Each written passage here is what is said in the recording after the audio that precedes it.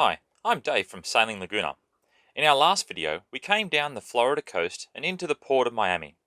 Our anchorage for a few days was the Miami Marine Stadium, which allowed us to finally start swimming in the water, even though it was the middle of winter. If you watched it, hopefully you understood about the Marine Stadium anchorage, so don't say that I haven't warned you. Our next destination was Key Biscayne, sometimes spoken of as No Name Harbour. This is the most popular staging point to wait for a weather window for the Bahamas. So as you approach No Name Harbour, you'll notice that there's quite a lot of boats that actually sit outside No Name Harbour. Now, the benefit of that is that it doesn't cost you, of course, $20 a night, although it is an honorary system inside the harbour. But this shoreline here is actually also protected from the north or northeasterly winds, and it's also protected from the ocean swell by some mud flats. I think they call it Stiltsville, which is where houses are actually built out in the mud flats. But yeah, staying outside No Name Harbour has actually got more boats than what actually fit inside, because it is a very popular anchorage. There's a cool little bar on the peninsula for Friday or Saturday night drinks, and there is also a restaurant at the end of No Name Harbour. For a fee, you can tie up along the edge during the day, although it's not uncommon for people to stay overnight, especially if there's bad weather or it's a weekend. So this is No Name Harbour. We did call in to see if we could grab some water, but it looks like there's a bit of a lineup and the water's not running very well, so probably wouldn't get it today anyway. But this is No Name.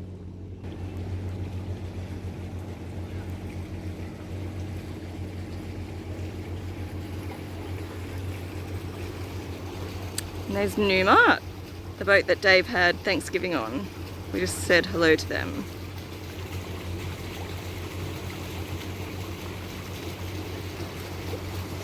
We actually spent quite a few days in South Basin. The entrance is tight, but deep enough for most boats. It's just a few hundred metres to the northwest of No Name, so you can dinghy into No Name if you want to go to the shops. What's the depth, Samantha? 2.7.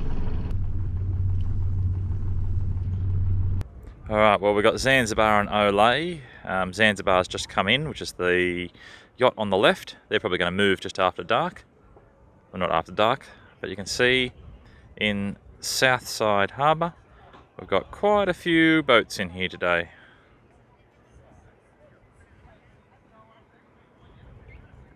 Well, the weather front has come through. We've got a pretty strong westerly or norwesterly blowing at the moment.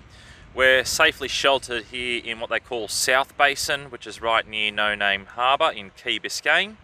Now, the benefit of this little harbour here, this is actually a dream of all parents, all cruising parents. This is actually our dream, and that is to basically get the kids off the boat, there they are, to play on a little beach while we remain in the quietness. The peace and serenity of the boat when there's no kids aboard. Oh, isn't it just heaven? Deploy the anchor! Deploy the anchor! When conditions subsided, I thought I should go up the mast and inspect the track after our previous problems with the main halyard car.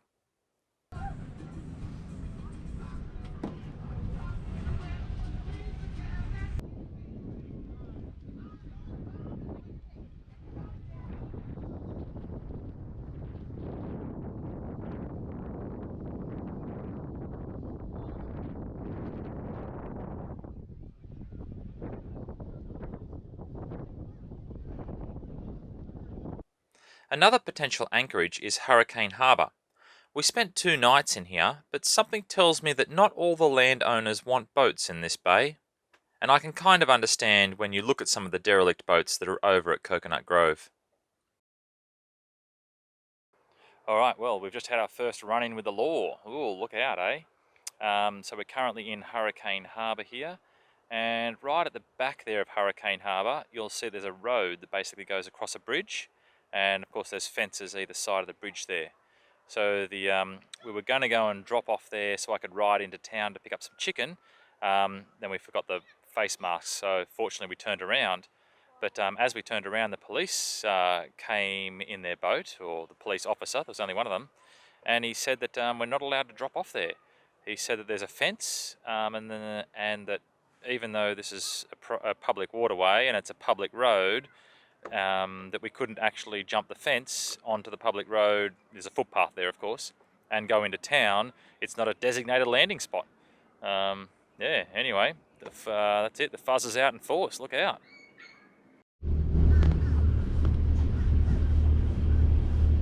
Getting into the Bahamas is a little bit more difficult in these COVID times. First, you have to get a COVID test.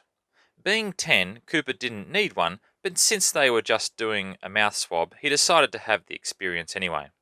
It was a free walk-up site next to the park at Key Biscayne.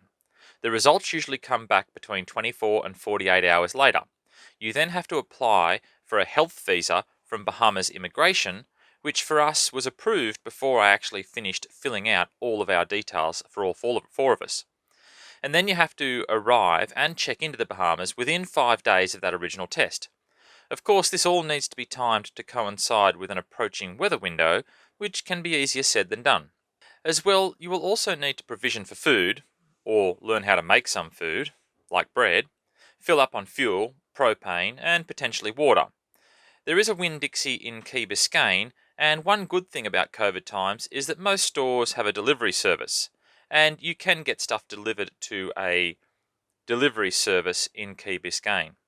For foreign vessels, you'll need to hand in your cruising permit and gain a clearance certificate from Customs and Border Patrol. Anyway, all this adds up to make for a busy week. Well, Samantha, what are you doing here? So, this is a collection of medication and first aid stuff that we have on board. It's a combination of 3 boxes that we brought with us from Australia and a few boxes that were already on board from previous owners who are also Australians. Apart from the awesome park that you saw before next to the testing facility at Key Biscayne, there's a great walk out to the lighthouse, which has a number of placards that provide a bit of insight into the area.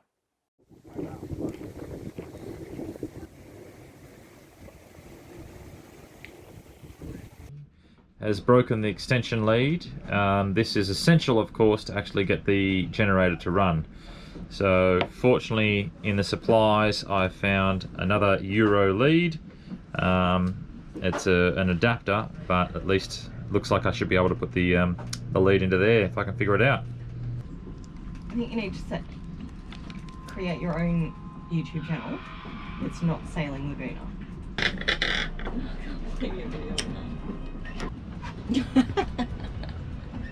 There you go. If you don't want me to film electrical circuits, then you tell me what I should film.